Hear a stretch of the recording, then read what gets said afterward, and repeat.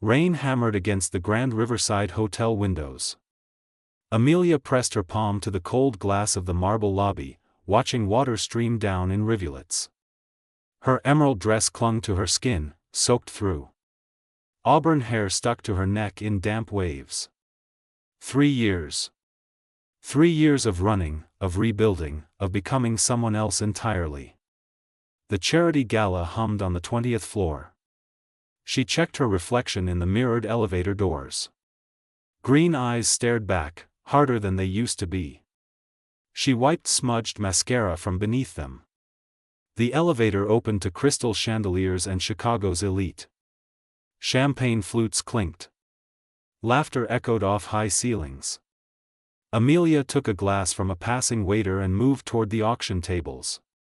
Then she saw him. Tall. Broad-shouldered. Silhouetted against storm-dark windows. James Hartford.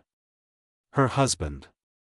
The man she'd abandoned 3 years ago without a single word of explanation. Her breath stopped. The champagne glass trembled in her hand. He turned. Storm-gray eyes met hers. But there was no recognition. No anger. No pain. Just attraction. Just interest. Just the look of a man seeing a beautiful stranger for the first time. He didn't know her. Different hair color. 30 pounds lighter. Contact lenses instead of glasses. A new last name. She'd erased herself completely. "You're soaked," he said, crossing the room toward her. His voice still made her chest ache. "The rain caught me by surprise. Seems to be a theme tonight." He smiled, and God, that smile still undid her. "I'm James." "Amelia." She shook his hand. The contact sent electricity shooting through her fingers. "Would you like to get away from all this? There's a private lounge upstairs. Quieter. You could dry off." Every rational thought screamed danger. Run. Hide. Protect yourself. But something in his eyes, something sad and searching, pulled her forward. "Lead the way." The private lounge glowed burgundy and gold. Rain streaked the floor-to-ceiling windows. James poured scotch, handed her a glass. "To unexpected encounters," he said. "To storms that bring strangers together." They sat on leather couches facing the city lights. He stretched his arm along the back, careful not to touch her. "What brings you here tonight?" he asked. "Work. Networking. I'm an architect." She tucked wet hair behind her ear. "You?" "Same. I run Hartford Systems." She already knew. She knew everything about him.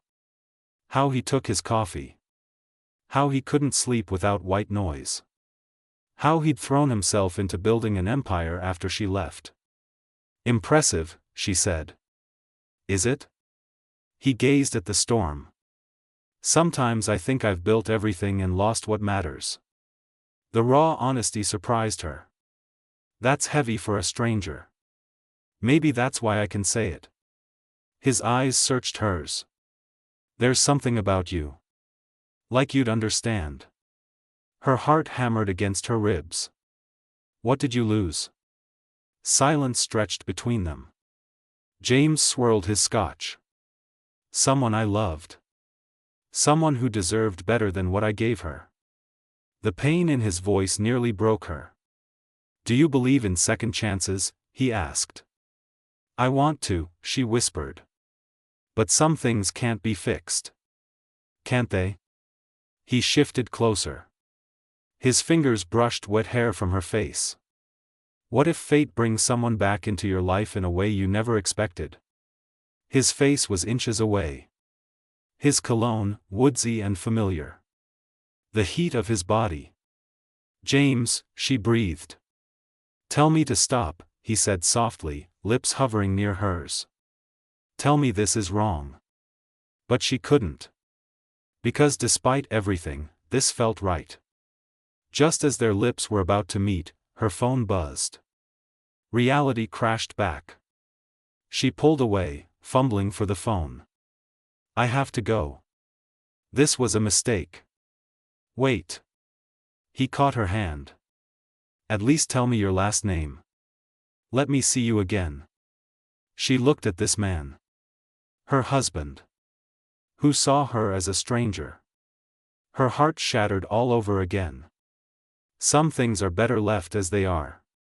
Good night, James. The elevator doors closed on his hurt expression.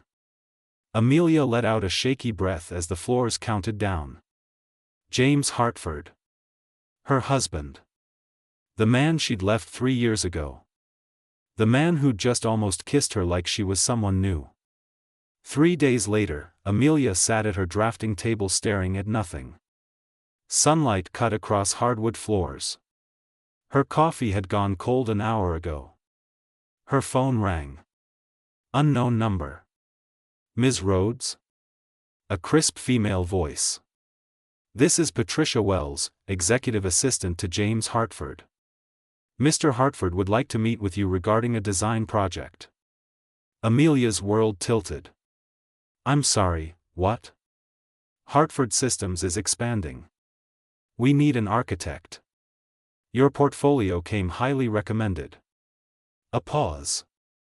Mr. Hartford mentioned meeting you at the gala. He said you made quite an impression. This couldn't be happening. I don't think I'm the right fit. He was quite insistent. Would you be available this afternoon? Say, 2 o'clock. Say no. Make an excuse. Run. But a treacherous part of her wanted to see him again. Needed to understand how he could look at her and not know. 2 o'clock works. Hartford Systems occupied a glass tower downtown. Amelia arrived in a charcoal suit, hair in a tight bun, thick-framed glasses. Professional armor. Another disguise. Patricia, silver-haired and kind, led her to a conference room. Through the windows, the Chicago River cut through the city like a scar. The door opened. James walked in. Navy suit, no tie, hair slightly disheveled. Those storm cloud eyes found hers. Recognition flickered across his face, but only from the gala. Nothing before. Ms. Rhodes. He extended his hand. Thank you for coming. She shook it, fighting the familiar electricity. I'm curious why you specifically requested me. We only met briefly. I did research. Your work is impressive. He smiled. And honestly, I couldn't stop thinking about our conversation. You understand something about success and loss that most people don't. Always perceptive, even when he was blind. Tell me about the project. They spent an hour discussing expansion plans. 3 new floors. Collaborative spaces. Redesigned executive offices. As James talked, passion lit his eyes. This wasn't just business. It was meaning. Purpose. Amelia sketched instinctively. Open floor plans. Natural light. Green spaces. Living walls. She could see it all taking shape. This. James leaned over her shoulder, pointing at a sketch. Too close. This is exactly what I imagined but couldn't articulate. His breath on her neck sent shivers down her spine. You have vision, she said quietly. So do you. He didn't move away. I want you for this project, Amelia. I need someone who understands what I'm trying to build. She should say no. Should protect herself. I'll need to see the existing structure. Take measurements. Review plans. Of course. When can you start? Next week. Why not now? His voice dropped lower. I could give you a personal tour. Show you what needs changing. This was dangerous territory. Being near him. Working with him. Pretending to be a stranger. But she'd already committed. Lead the way. The executive floor was all glass and chrome. Cold. Corporate. Soulless. James walked her through conference rooms that felt like interrogation chambers. Offices that felt like prisons. You hate it, he said, watching her face. It's efficient. But you hate it. He stopped in his office. Floor-to-ceiling windows overlooking the city. Tell me the truth. It's a monument to isolation, she said before she could stop herself. You've built walls everywhere. Not just physical ones. The words hung between them. You see too much, James said softly. I'm an architect. I see how spaces shape people. And what do you see when you look at me? The question trapped her. Amelia turned to the windows, watching clouds roll across the sky.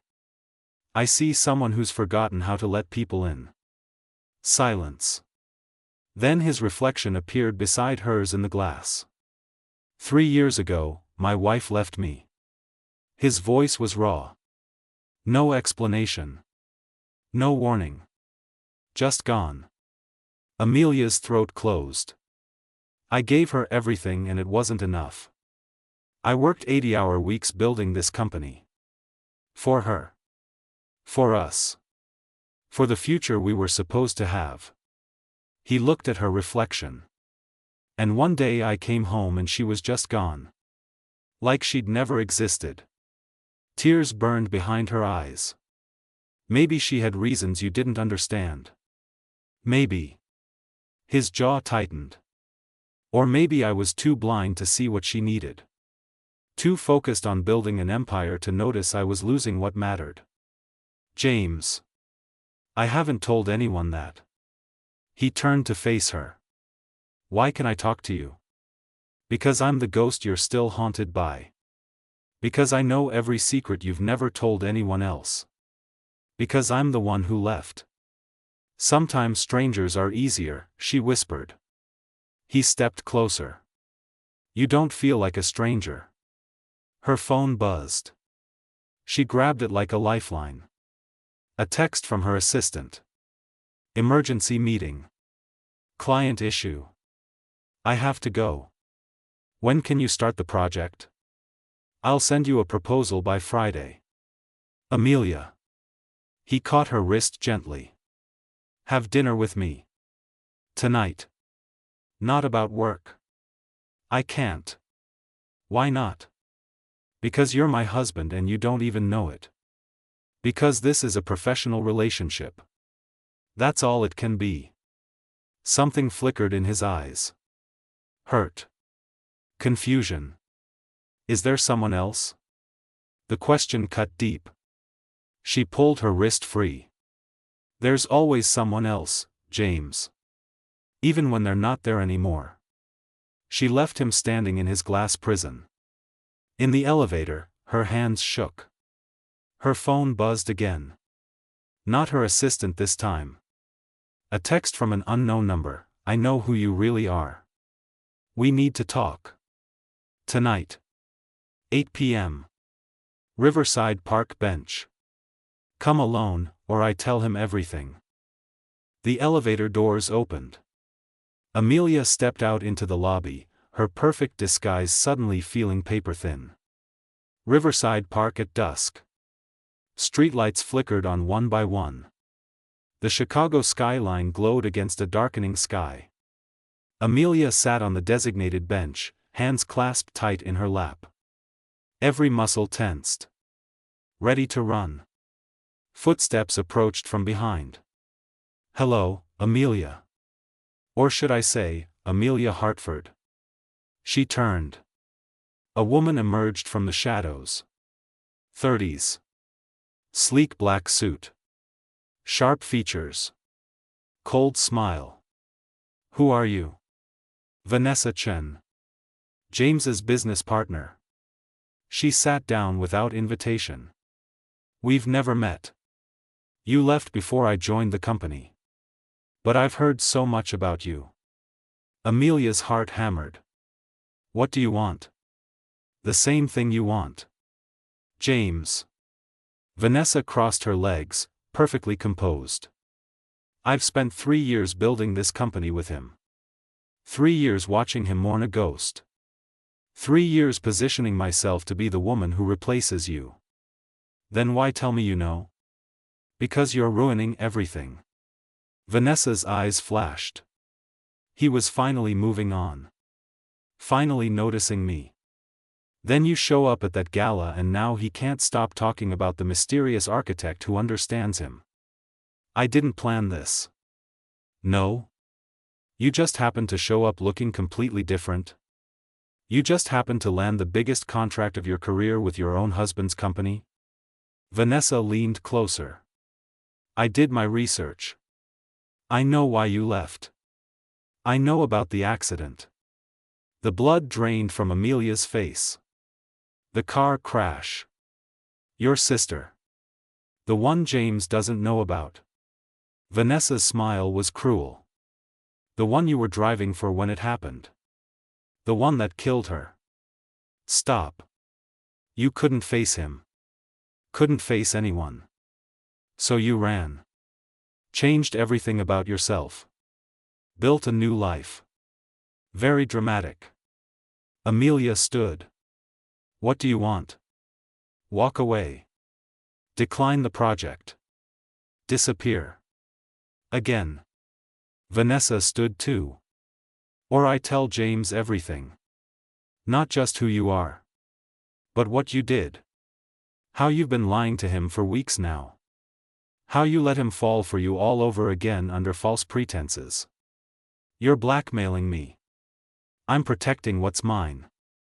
James has finally started to heal. You'll only hurt him again. Vanessa pulled out her phone. I have his number right here. One call and your perfect disguise crumbles. He deserves to know the truth. Does he? You had 3 years to tell him. You chose silence. You chose to let him think you abandoned him for no reason.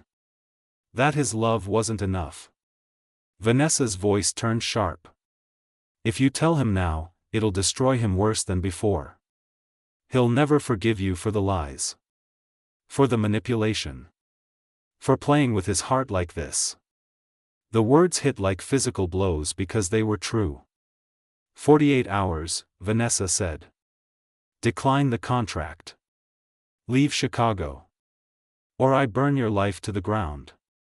She walked away, heels clicking on concrete. Amelia sank back onto the bench. Her phone buzzed. James, I can't stop thinking about what you said. About walls. About isolation. Have dinner with me tomorrow. Please. Let me show you I'm not who you think I am. Her finger hovered over the keyboard. Before she could respond, another text came through. James, I feel like I've been waiting for you my whole life.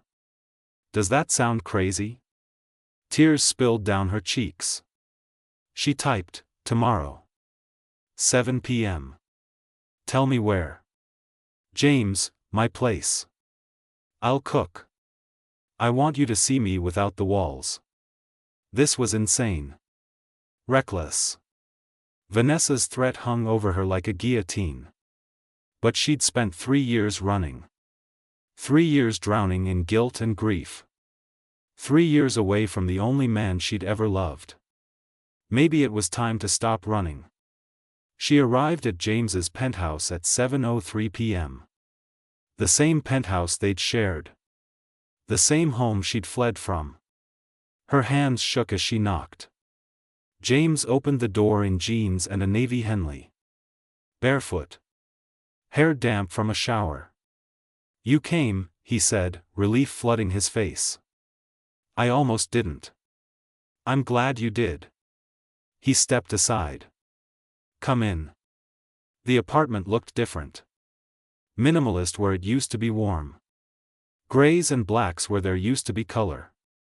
Their wedding photos were gone. Her paintings were gone. Everything that reminded him of her was erased.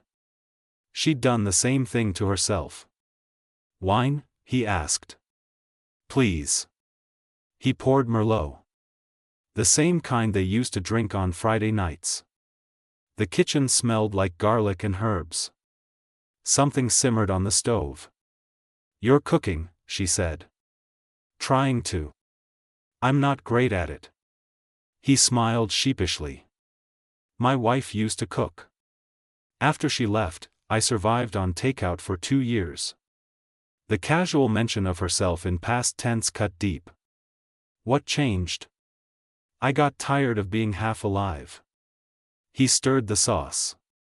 You said I built walls. You were right. After she left, I shut everyone out. Threw myself into work. Convinced myself that success was enough. And now? Now I'm standing in my kitchen with a woman I barely know, feeling more alive than I have in 3 years. He looked at her. That should terrify me. But it doesn't. Maybe it should. Why? Because you're still in love with someone else?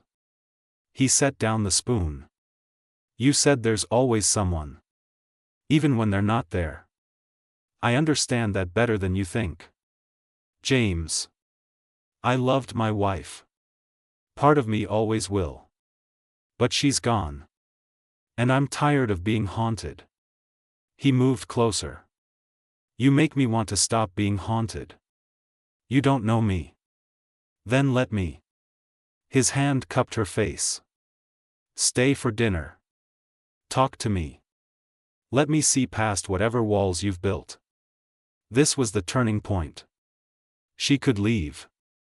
Decline the contract. Disappear like Vanessa demanded. Or she could stay. Risk everything. Face the truth. His thumb brushed her cheekbone.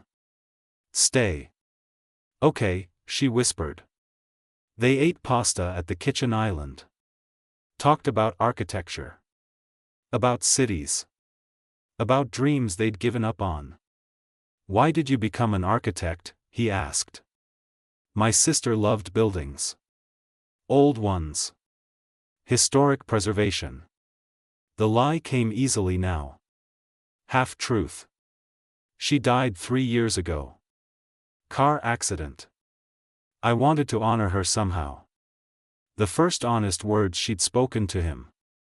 James reached across the counter. Took her hand. I'm sorry. So am I. After dinner, they moved to the living room. City lights sparkled through floor-to-ceiling windows. James poured more wine. Sat close on the couch. Can I ask you something? He said. Depends on the question. Why do you look at me like you're seeing a ghost? The question froze her. I don't. You do. Like you know me. Like you're remembering something. His eyes searched hers. Have we met before? Before the gala? No. You're lying. Her breath caught. Why would I lie? That's what I'm trying to figure out. He set down his wine. There's something about you, Amelia.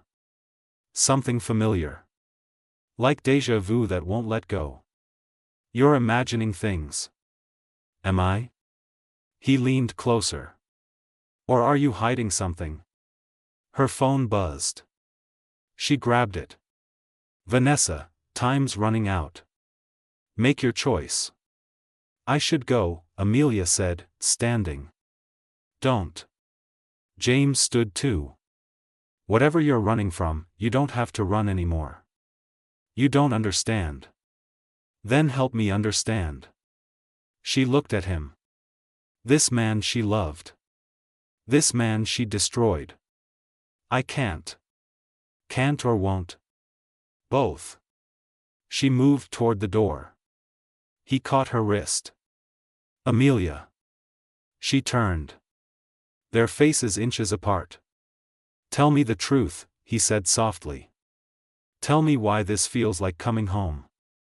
Before she could answer, her phone rang. Vanessa's name flashed on the screen. Amelia's blood ran cold. She answered. Time's up, Vanessa said. I'm calling James right now. Hope you said goodbye. The line went dead. James's phone buzzed in his pocket. Wait, Amelia said desperately. Don't answer that. Please. I'll tell you everything. Just don't answer the phone. But he was already pulling it out. Already seeing Vanessa's name. Already answering. Vanessa? What's wrong? Amelia watched her world collapse in slow motion. What? James's face went pale. He looked at Amelia. What are you talking about? His eyes widened. Shock. Disbelief. Horror. No. That's impossible. Vanessa's voice carried through the phone. Cold. Triumphant. James lowered the phone slowly. Stared at Amelia like seeing her for the first time. Emma, he whispered. His wife's name. Her real name. The name she'd left behind 3 years ago. James, let me explain. You're my wife. His voice broke. You're Emma. This whole time. You've been Emma. Silence crashed through the penthouse like broken glass. James stood frozen. Phone still in his hand. Eyes locked on her face like he was watching a stranger's features rearrange into someone he'd mourned. Say something, Amelia whispered. Emma. She was Emma again now. The disguise shattered. 3 years. His voice came out hollow. 3 years I thought you were dead. 3 years I blamed myself. Wondered what I'd done wrong. What I could have fixed. He took a step back. And you were alive. Building a new life. With a new name. A new face. Like I never existed. It wasn't like that. Then what was it like? The words exploded out of him.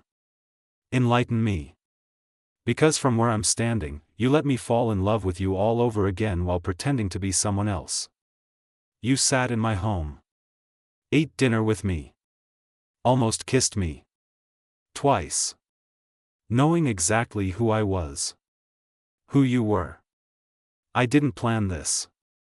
You didn't plan to show up at that gala. You didn't plan to take my contract. You didn't plan to come here tonight. His laugh was bitter. Or did you just not plan on getting caught?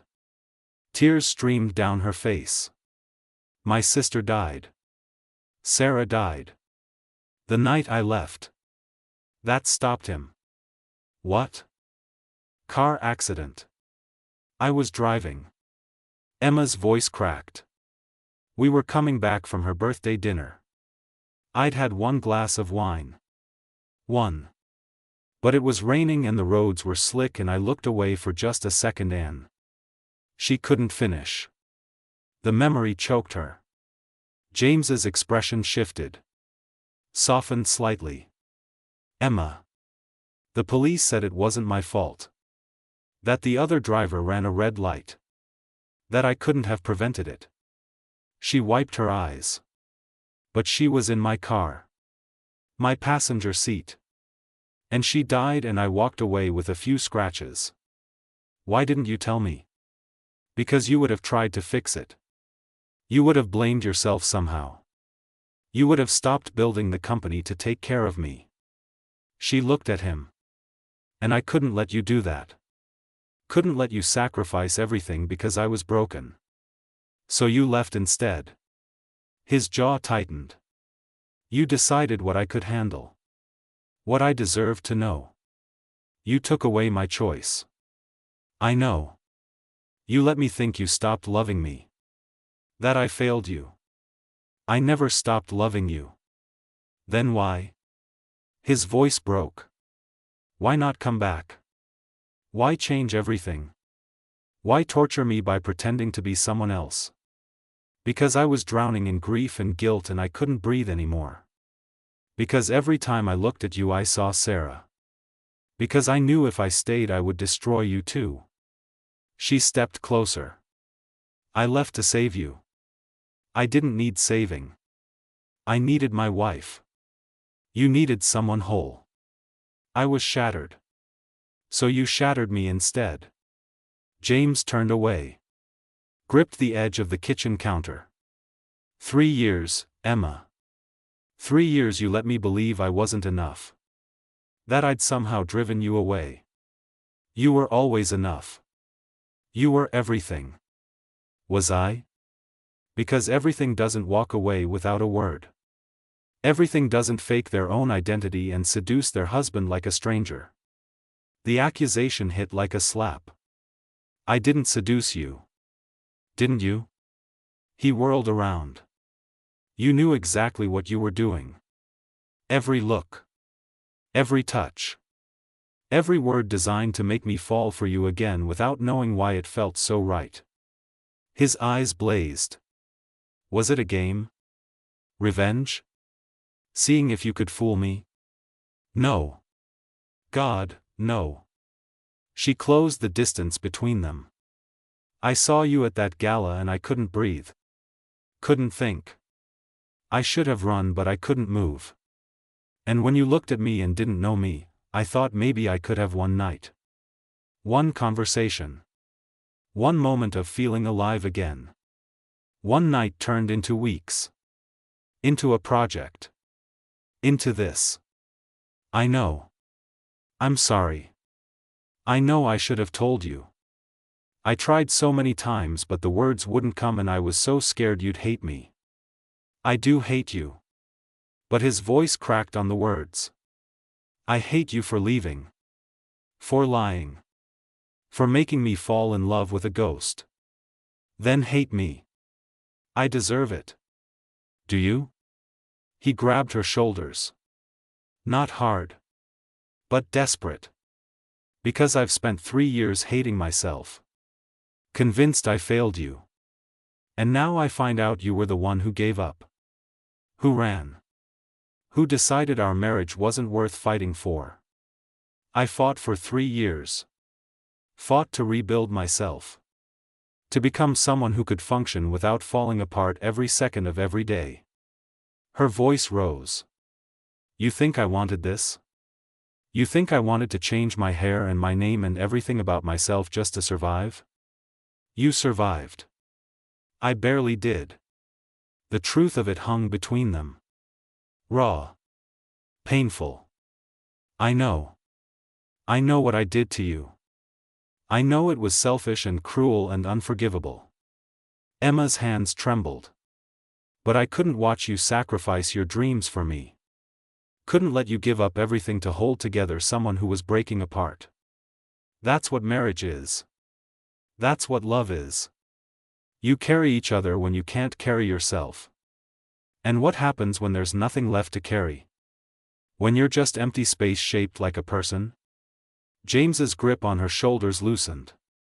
His forehead dropped to hers. Then we figure it out together, he whispered. That's what we promised. In sickness and health. For better or worse. I broke those promises. So did I. I worked too much. Missed too many dinners. Took you for granted. His breath was warm against her skin. We both failed. But you didn't give me a chance to fix it. I'm sorry. Sorry doesn't give me back 3 years. I know. They stood there. Foreheads pressed together. Tears mixing. The past and present colliding. James pulled back. His eyes were red. Devastated. I need you to leave. The words felt like a knife between her ribs. James. Please. I can't do this right now. Can't process this.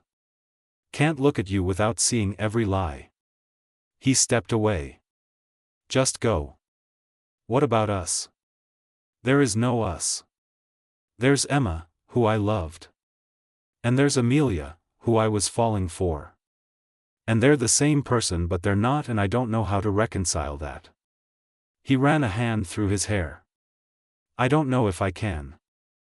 Emma grabbed her purse. moved toward the door on shaking legs. She stopped. Looked back. For what it's worth, falling in love with you again was the easiest thing I've ever done. Even when you didn't know me. Even when I was someone else. Her voice broke. You're still the only person who's ever felt like home. Then why does it feel like you're leaving again? Because you asked me to. She opened the door. Emma. She turned. Don't disappear this time. I need to know where you are. Even if I can't see you. I'll be at my apartment. Same building as my office. She wrote the address on a piece of paper from her purse. Set it on the hall table. When you're ready to talk. If you're ever ready. I'll be there. She left. The door closed behind her with a soft click that sounded like an ending. Emma made it to the elevator before she collapsed against the wall. Her phone buzzed. Vanessa, congratulations. You destroyed him. Hope it was worth it. Emma deleted the message. Then she saw another notification. An email from Hartford Systems. Contract termination. Effective immediately. Her career. Her project. Her second chance with James. All gone. She'd sacrificed everything 3 years ago to save him from her grief. Now she'd lost him all over again by trying to come back. The elevator doors opened to the parking garage. Emma stepped out. A figure emerged from the shadows. Vanessa. Feel better now? Emma asked tiredly. Not particularly. Vanessa's expression was unreadable. I thought it would. Thought winning would feel satisfying. You won. James hates me. I'm gone. You can have him. Except he doesn't want me. He wants you. Even now. Even after everything. Vanessa's voice was bitter. I've been in love with him for 3 years. 3 years of being there. Of building his company. Of being exactly what he needed. And he looks at me and sees a colleague. A friend. Nothing more. I'm sorry. Are you? Because you still have his heart. Even broken. Even furious with you. He loves you. Vanessa stepped closer. Do you know how that feels? Watching someone love a ghost? Yeah. I do. I've been a ghost for 3 years. They stood in the dim parking garage. 2 women destroyed by the same man. For completely different reasons. He won't forgive you, Vanessa said. Not for this. I know. Then why come back at all? Emma looked at her. Because 3 years of surviving isn't the same as living. And I was tired of being half dead. She got in her car. Drove through empty streets. When she reached her apartment, she found James standing at her door. I couldn't stay away, he said. His eyes were raw. Red from crying. I tried. Got halfway through a bottle of scotch. And all I could think was that you were alone. And hurting. And I wasn't there. James. I'm furious with you. I don't trust you. I don't know if I can forgive you. He moved closer. But I still love you. And I hate myself for it. You shouldn't. Probably not. But here we are. He cupped her face. Tell me how we fix this. Tell me there's a way back. I don't know if there is. Then we figure it out. Together. The way we should have 3 years ago. He kissed her. Not gentle. Not careful. Desperate and angry and full of 3 years of grief and longing. Emma kissed him back. Tasting tears. His or hers. Both. When they broke apart, James rested his forehead against hers. I don't know how this ends, he whispered. Neither do I. But I'm not losing you again. Not without a fight. Emma's phone rang. Unknown number. She answered. A man's voice. Unfamiliar. Ms. Hartford? This is Detective Morrison. We need to talk about your sister's accident. New evidence has come to light. Evidence that suggests it wasn't an accident after all. The detective's office smelled like burnt coffee and old case files. Fluorescent lights hummed overhead. Emma sat in a metal chair, James beside her. Their hands linked despite everything. Detective Morrison spread photos across the desk. Crime scene images. Accident reconstruction. Medical reports. Your sister's car was hit by a vehicle that ran a red light. That part was true. He tapped one photo. What wasn't in the original report is this: brake marks show the other driver accelerated into the intersection. Deliberately. Emma's stomach dropped. What are you saying? The driver's phone records show 3 calls to a burner number in the hour before the crash. The car was registered to a rental company. False ID. Cash payment. Morrison looked between them. Someone paid to hit your vehicle. Your sister wasn't the random victim of a car accident. She was murdered. The room tilted. Why? James's voice was hard. Why would anyone target Sarah? We don't think they did. Morrison pulled out another file. We think they targeted your wife. Emma couldn't breathe. Sarah was sitting in the passenger seat. Your usual seat, according to witnesses who knew you both. You'd switched because Sarah wanted to take photos of the skyline while you drove. He paused. The impact hit the passenger side first. Full force. If you'd been sitting there, you would have died instantly. No. Emma stood. That's not possible. Why would anyone want me dead? That's what we're trying to determine. Morrison looked at James. Mr. Hartford, 3 years ago your company was in the middle of a major acquisition. Several competitors stood to lose billions if the deal went through. James's jaw tightened. You think someone tried to kill Emma to stop the deal? We think someone wanted to hurt you. Distract you. Force you to withdraw from negotiations. Morrison slid over more documents. The deal collapsed 2 months after your wife disappeared. You weren't in any condition to see it through. Who? Emma's voice shook. Who did this? We have a suspect. Someone with motive. Access. Resources. Morrison met James's eyes. Your business partner. Vanessa Chen. The name fell like a bomb. No. James shook his head. Vanessa wasn't even part of the company 3 years ago. She was a consultant. Hired by your competitors to assess the merger's viability. Morrison pulled up financial records. She received $2 million the week after the deal fell through. Paid by a shell corporation owned by your primary competitor. This is insane. Is it? She joined your company 6 months after your wife disappeared. Positioned herself as indispensable. Someone you'd rely on. Trust. Morrison leaned forward.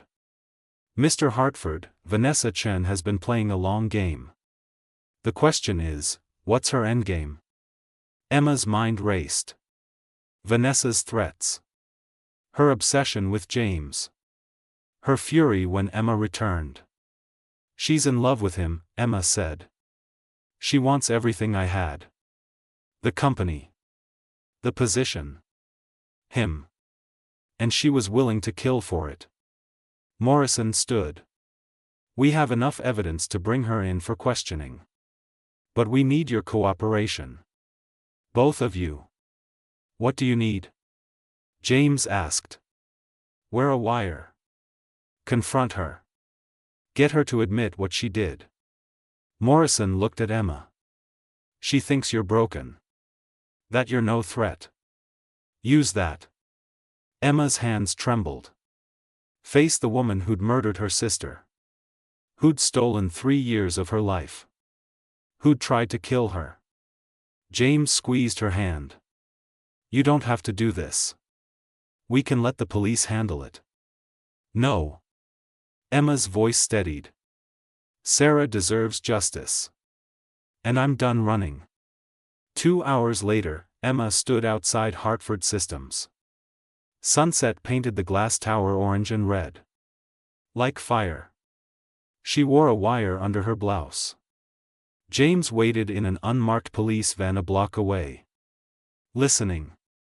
Ready to come if things went wrong. Emma took the elevator to the executive floor. Found Vanessa in James's office, standing at the windows like she owned the place.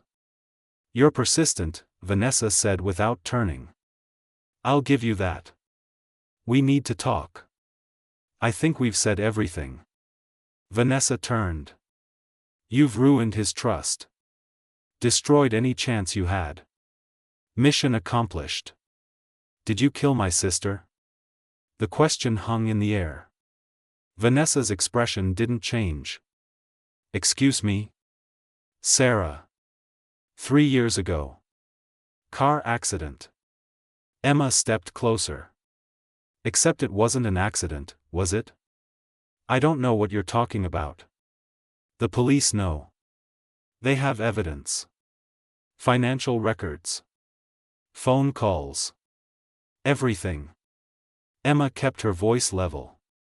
They know you paid someone to kill me. That Sarah died in my place. Something flickered across Vanessa's face. Not guilt. Calculation. Prove it. I don't have to. They're building a case right now. It's over, Vanessa. Is it? Vanessa moved to James's desk. Poured scotch from his private bottle. Even if what you're saying is true, and I'm not admitting anything, you can't prove intent. Can't prove I knew which car would be hit. Can't prove anything beyond reasonable doubt. You're confessing. I'm speaking hypothetically. Vanessa sipped her drink. Hypothetically, if someone wanted to remove an obstacle, they might hire professionals. Might give them a location, a time, a vehicle description. But things don't always go according to plan. Wrong person, wrong seat. Tragic coincidence. Emma's fists clenched. You killed an innocent woman. Hypothetically, collateral damage happens. Sarah wasn't supposed to be there. You were. Vanessa's eyes were cold. You were supposed to die quickly. Instead you ran away and made everything complicated. Why? For money? For James? For power? For position? For everything I'd worked for that you took for granted. Vanessa set down her glass. You had the perfect life handed to you. Perfect husband. Perfect marriage. Perfect future. And you were going to throw it away the second things got hard. You don't know anything about me. I know you were planning to leave him. I know you'd been looking at apartments. Meeting with divorce lawyers. Vanessa smiled. I know you were going to destroy him anyway. I just accelerated the timeline. That's not true. Isn't it? Sarah told me. We met for coffee 2 weeks before she died. She was worried about you. Said you couldn't handle James's work schedule. That you felt neglected. Abandoned. Vanessa circled closer. You were already 1 foot out the door. I just gave you a reason to run. Emma's voice shook. You murdered my sister to break my marriage. I removed competition. There's a difference. Vanessa stopped inches away. And it worked. James built an empire. I helped him do it. We were supposed to be partners. In business and eventually in life. But you had to come back. Had to remind him of what he lost. He never wanted you. He would have. Given time. Given the chance to see me as more than a colleague. Vanessa's mask cracked. I gave him 3 years. 3 years of loyalty. Of support. Of being everything he needed. And he still chose you. Because he loves me. He loves a memory. A ghost. Someone who doesn't exist anymore. Vanessa grabbed Emma's wrist. Hard. You're not the woman he married. You're broken. Damaged. Weak. I made you that way. Let go. Or what? You'll run again? Vanessa squeezed tighter. That's all you know how to do. Run. Hide. Change yourself to escape the pain. You're pathetic. The office door burst open. James stood there. Face pale. Fury in his eyes.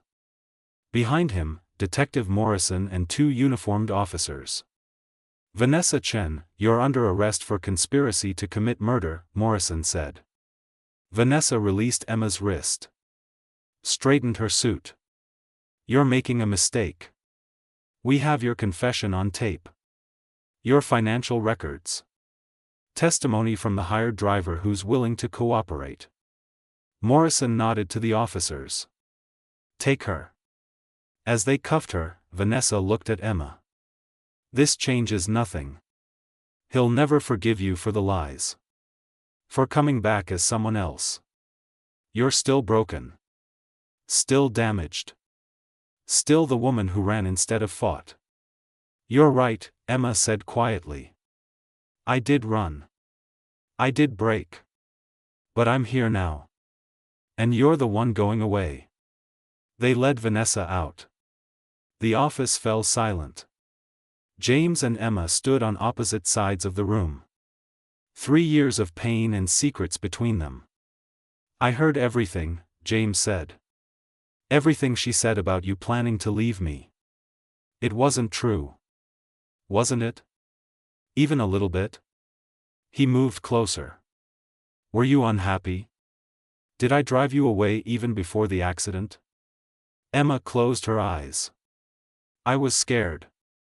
Scared of how much I needed you. How much losing you would destroy me. So yes, I looked at apartments. Talked to lawyers. But I never made an appointment. Never took a single step toward leaving. Because Sarah died. Because I realized that being scared of losing you was better than actually losing you. She opened her eyes. But then I lost her. And the guilt and the grief were too much. So I ran anyway. And became Amelia. And became someone who could survive without falling apart every second. James stopped in front of her. Who are you now? Emma or Amelia? Both. Neither. Someone in between. She reached for his hand. Someone who's learning that running doesn't fix anything. That you can't escape grief or guilt or love by changing your name or your face. Can you escape it at all? No. But maybe you can carry it. With help. James pulled her close. Not a kiss. Just holding. Foreheads pressed together. Breathing the same air. I don't know how to trust you again, he whispered. I don't know how to trust myself. But we're here. Standing in the wreckage. Not running. Not running, she agreed. That's something. Is it enough? James pulled back. Looked at her with those storm-gray eyes she'd fallen in love with 8 years ago. No. But it's a start. Outside, night fell over Chicago. The city glittered like scattered diamonds. Inside Hartford Systems, 2 people began the long work of rebuilding what had been broken. Not the same as it was. Maybe better. Maybe worse. But together. 6 months later, Emma stood in front of her latest architectural project. Not for Hartford Systems. Her own commission. A memorial garden for victims of violence. Green spaces. Living walls. Benches carved with names. Sarah's name centered on the largest wall. Surrounded by flowers that bloomed year-round. James found her there. Stood beside her without speaking. They did that often now. Existed in comfortable silence. Learning each other again. The old versions and the new ones. "It's beautiful," he said finally. "She would have loved it. She would have loved that you came back. That you're fighting instead of running." Emma leaned against him. "I'm still scared. Still broken sometimes.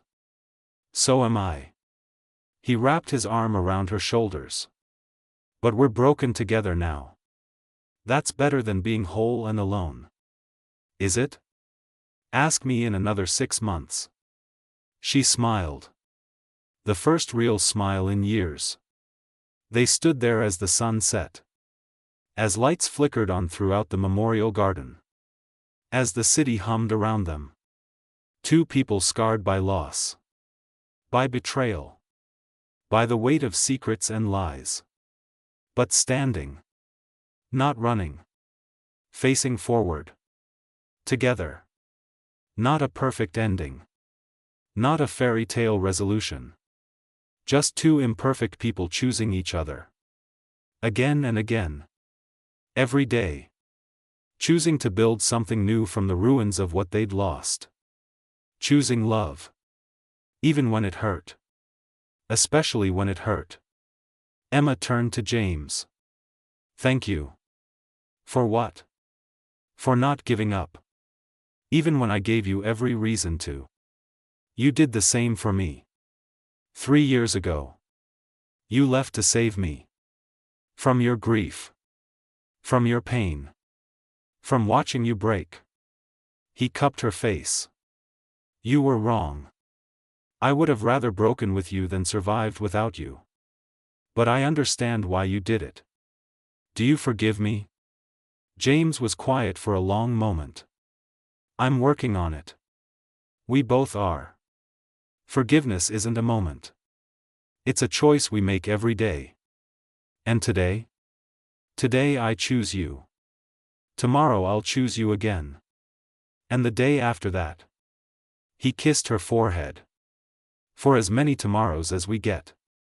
Emma closed her eyes. Let the words wash over her. Let herself believe them. They left the memorial garden as stars emerged overhead. Walked through the city they'd both tried to escape. The city that had become home again. Behind them, Sarah's name glowed on the memorial wall. A reminder of what was lost. What was survived. What was possible when two broken people chose to heal together. Not perfect. Not easy. Not without scars. But real. And alive. And moving forward. The end.